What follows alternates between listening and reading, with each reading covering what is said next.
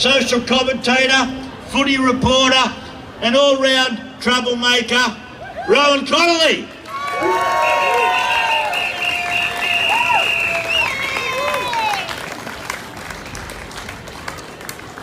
Thank you, everyone. Thanks a lot to Julian Hill and Jane Coxedge for their wonderful speeches. Let's hear it for them.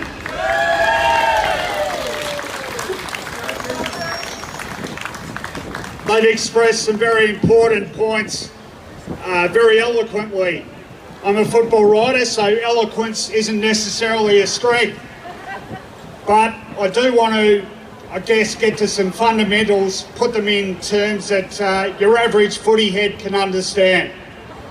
So my name is Rowan Connolly. I guess you could class me as a veteran of the journalistic scene, and that's because media veteran these days constitutes anyone who's been in the industry longer than about 5 minutes.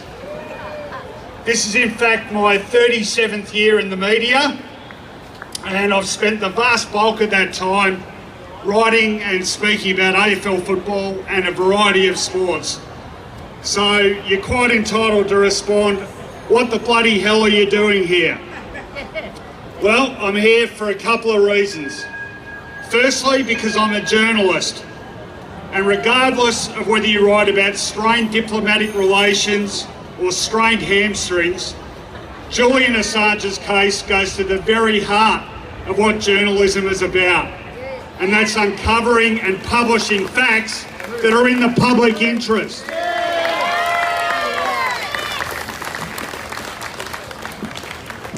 That's better. I feel like Peter Garrett. But even more importantly, I'm here simply as a citizen of a country which supposedly prides itself on democratic ideals and freedom of speech.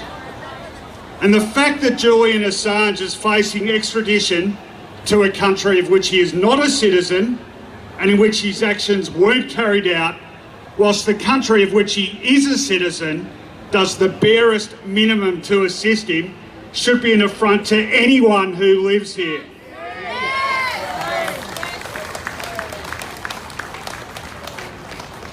We're supposed to be the land of the fair go. Now, there's enough evidence in recent times to suggest that is no longer the case, but there's few examples better than that of Julian Assange in demonstrating our government's disturbing lack of moral fibre when it comes to standing up for what is right. That's why this cause has attracted supporters from across the political spectrum, left and right, because ultimately this shouldn't be about agendas. It shouldn't be about axes to grind. It should simply be about doing the bloody right thing. The bottom line is that Julian Assange is one of us. The bottom line is that the work for which he is being prosecuted actually lifted the lid on serious US war crimes and laid bare the often spurious reasoning for government policy. If the result of that can possibly be a 175-year jail term, the world truly has gone mad. And it's incumbent upon all of us to do what we can to prevent that from happening. What Assange did was truth-telling.